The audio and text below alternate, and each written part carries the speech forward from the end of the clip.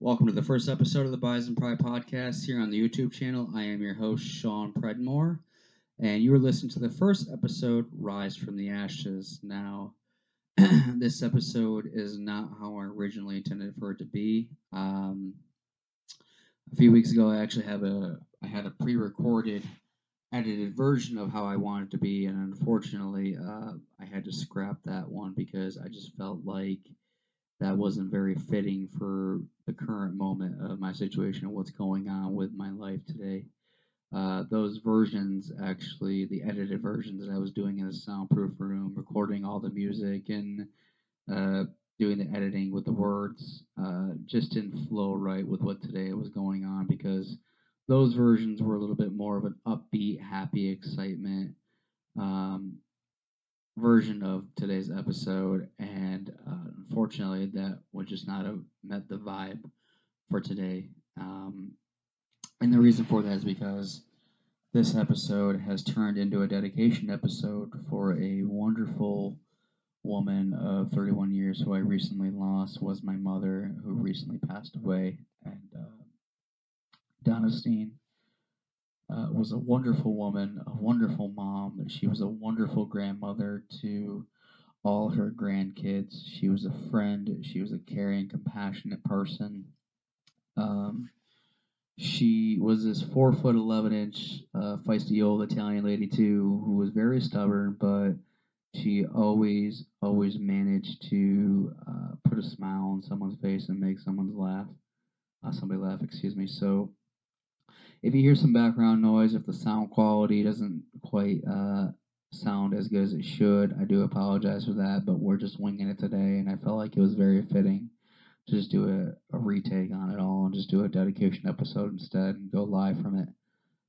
Go live with it, excuse me. So that's where we're at with this. But mom, I want to say thank you for being there and thank you for being the mother that you were being, and you did a phenomenal job at raising me and with what you could do. And if you didn't know my mom, if you did know my mom, she was the type of person that could always make friends with her.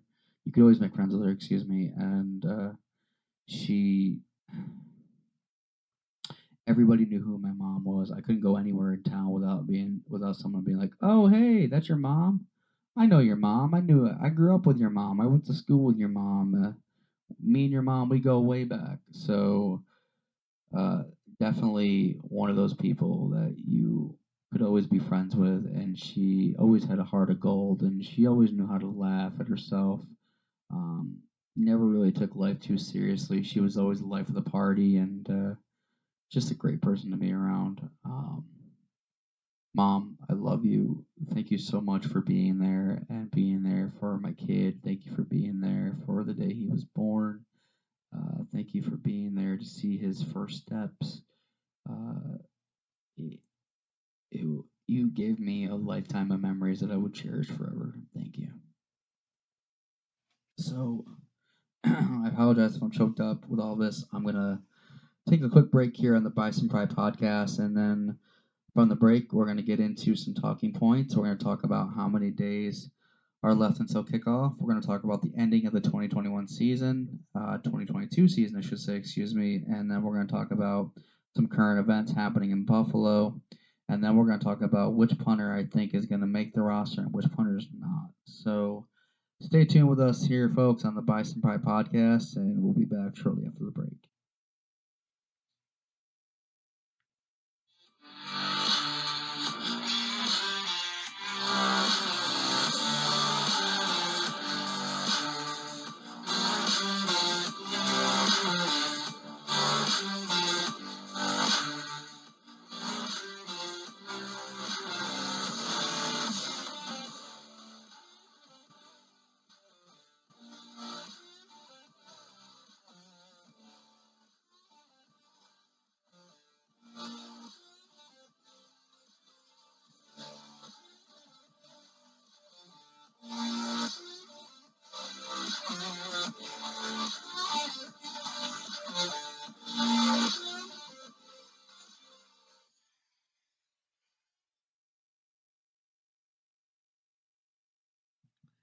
All right, folks. Thank you for coming back to us here on the Bison Pride podcast. You're listening to the first episode on the YouTube channel titled Rise from the Ashes. 69 days, folks. That's how many days are left until the kickoff of the 2022-2023 NFL season, and I cannot wait for it because I am not happy with how our ending of the 2022 season ended. So I am very sick to my stomach about all that. 2021 through 2022 was a very tragic ending for our season. The fallout was not as how we intended for it to be. I'm going to take you back to January 23rd, 2022. And yes, I am taking you back to the AFC divisional game between the Kansas City Chiefs and the Buffalo Bills. Obviously, we were not the victor in that game, but what a phenomenal game. In my opinion, I do believe that that game was the Super Bowl. We lost 42 to 36 in overtime, but both quarterbacks, hats off to them, played phenomenal. Um, Patrick Mahomes was 33 for 44 with 378 yards and 3 passing touchdowns. He also had 7 carries for 69 yards with 1 rushing touchdown. And then you go on the opposite side of the coin there, no pun intended, but you go with Josh Allen, who was 27 for 37, 329 yards, who also had 4 passing touchdowns as well. Patrick Mahomes had 3 and Josh had 4 passing touchdowns, whereas Josh had no interceptions as well. Both quarterbacks played their hearts out. I truly believe that you know we lost that game in the final 13 seconds. It's not because of the offense for the Buffalo Bills. It was, of course, the defense, but it was not so much who was on the field. It was, I believe, in my opinion, those final 13 seconds. We lost that game because of the formation that was set up. We were playing prevent defense against a powerhouse juggernaut offense team in the Kansas City Chiefs. You know, you go back and you look at that game and you see how the Bills were playing prior to the 13 seconds. We were playing cover one pretty much most of the game, and we were doing a very good job shutting down the team, shutting down the Kansas City Chiefs offense at that point. But you don't want to play prevent defense in those situations, especially with a powerhouse offense with Patrick Mahomes and the Kansas City Chiefs. So, if anything, I hope Leslie Frazier has learned from his lesson, and we no longer will be making that same mistake going into this year. Now, if Leslie Frazier doesn't learn from these mistakes, then obviously we're going to have to make a decision and get rid of the coaching staff, in my opinion. But in those tight games, you do not definitely want to play prevent defense against a powerhouse juggernaut like Patrick Mahomes and Kansas City Chiefs. So, but hats off to Kansas City, and I think that's primarily why we lost the game that we lost. And if, in my opinion, if it that was even though that was a phenomenal game, I think in my opinion that was a Super Bowl. Even though the Super Bowl was between the Rams and the Bengals, I really feel like that was everything that you wanted out of a Super Bowl game. You had so much back and forth action between two top tier teams and two top tier coaches and quarterbacks, you name it. But these quarterbacks are going to be phenomenal to watch for the next 10 to 12 years. So strap your seats in, folks. You got an awesome ride, and I cannot wait for this rivalry to continue on. But enough about the fallout. We're going to rise from those ashes for sure, and I really think that this year is our year. But we're going to move on to some current events in Buffalo. We're going to be talking about Kim Bagula's current health situation. Recent reports, the media broke that Kim Bagula's health wasn't doing too good, and now all of a sudden it's kind of taking a turn for the better, which she's progressing very well. So we wish nothing but the best for Kim Bagula and her future and her family, and we hope that she has a speedy recovery. So that's some great news coming out of the Bagula family in Buffalo.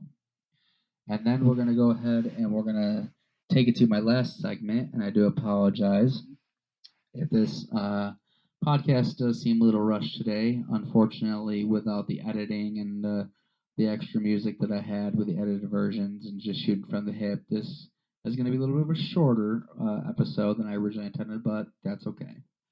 We're going to roll into the last segment I'm going to talk about today is which punter in my opinion, I think makes the 53-man roster and which one does not. So if we're going to compare punters between Matt Hawk and Matt Ariza, I honestly have to say that we're going to be moving on from Matt Hawk. We picked Matt Hawk up back in 2021. You look at that year, he had 63 punts. His longest was 63 yards. He averaged just over 42 yards a punt, and 18 of those punts were inside the 20-yard line. And when you do a comparison between 18 punts, which were in the 20-yard line, versus how many punts he had overall, that ratio isn't really outstanding. And we always can do better than that for sure.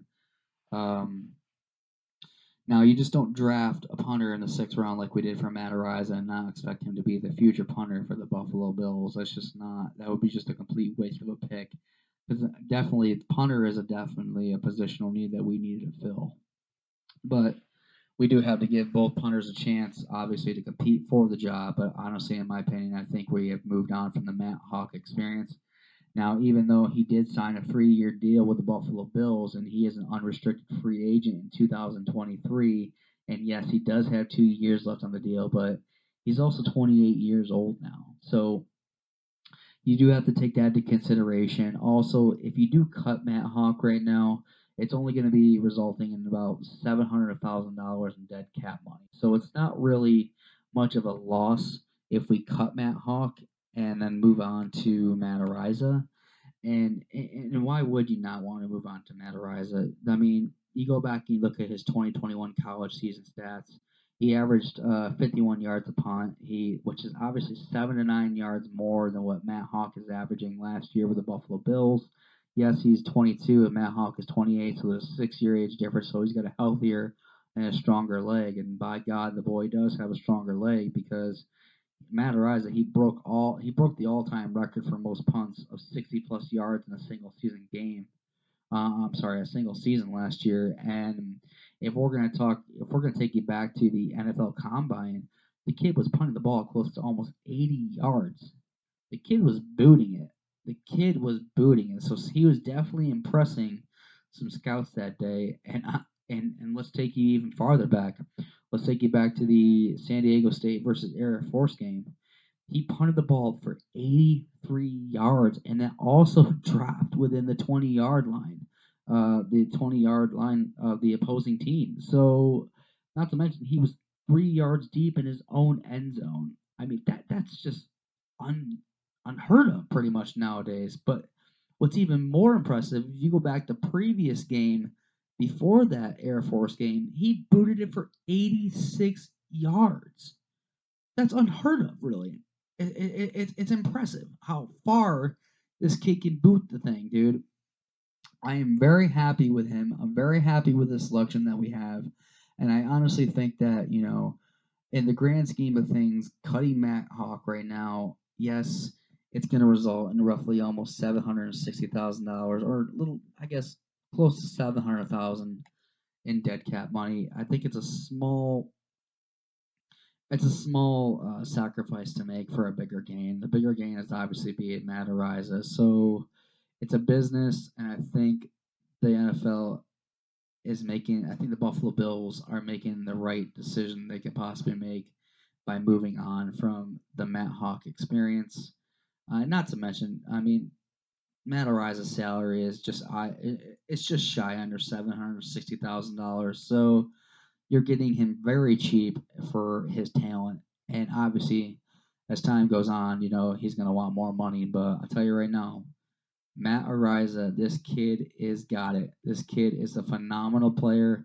I'm very happy to see him in Buffalo. And I know I throw a lot of terms out there like dead cap money, OTAs, and maybe you do, maybe you don't know what dead cap money is. And I guess I could try to uh, explain it to you for the best I possibly can. So dead cap money. How can I word this? Dead cap money is pretty much it's a salary cap charge for any player that is no longer on a team's roster. So that means pretty much the charge continues to count even though the contract of the player is either A, been terminated, or B, has traded pretty much, or until the expiration year that contract is up. and so it'll go against that team's salary the following year because it's dead cap money. So that's pretty much how dead cap money works if a player no longer is on the team and they get traded or cut before their contract is up. So yeah, I mean, I think it's a great move to make. Yeah, obviously you don't ever want dead money, but it's just not really uh, rational. It's not really reasonable. You're always going to have dead cap money when you're budgeting the property, but I'm sorry, when you're budgeting the salary cap, you're always going to have dead cap money. It's just sometimes it's unavoidable. It'd be better if you didn't have any, but it is how it is. But honestly, I think Matt Ariza is going to be our guy moving forward. I'm very impressed with what he can do. So I'm very excited for that. And not to mention, you go 3 weeks ago back in OTAs, you look at how the kid was punting the ball, his hang time. He was averaging 4 seconds plus with a punt for his hang time, and not to mention his his highest hang time was just over 5.2 seconds. So that's pretty impressive for pretty impressive. The kid was booting it over the moon pretty much. So I'm very happy with it. But yeah, so in a small nutshell, in the grand scheme of things, I honestly think that we are moving on from the Matt Hawk experience, and then we are going to be moving it with Matt Ariza. And Buffalo fans, you should be very excited for this because he reminds me a lot of Pat McAfee. So I'm very thrilled about that. So I think we got a diamond in the rough with Matt Ariza for sure. And unfortunately, due to time constraints today, unfortunately, that's all the time I have here on the Bison Pride podcast. I'm gonna close it out with this. So hopefully here in the next few weeks when I do episode 2, The Road to the Super Bowl. In that episode, I'll be talking about how and where the road to the Super Bowl, who it goes through, excuse me. I honestly do believe that the road to the Super Bowl does go through Buffalo. I'll be talking about my Super Bowl predictions, who I think is going to be in the Super Bowl. I'll also be talking about any other current events involving the Buffalo Bills, any rumors involving the Buffalo Bills, and I will also be talking about which tight ends I think, in my opinion, do not make the 53-man roster and why. So, unfortunately, folks, that's all the time I have here on this short episode of the Bison Pride podcast. I do want to say thank you for joining me. And more importantly, I want to say thank you. Thank you so much to a wonderful woman for being the best mother she could possibly be. Donna Steen, I love you. Thank you for being who you were as a person, who you are as a person. And you're going to be missed by so many. You're never forgotten. And I'm going to close out with this. My mom was a diehard Miami Dolphins fan. So instead of me saying let's go Buffalo to close it out, in honor of my mom, I'm gonna say fins up. Mom, I love you.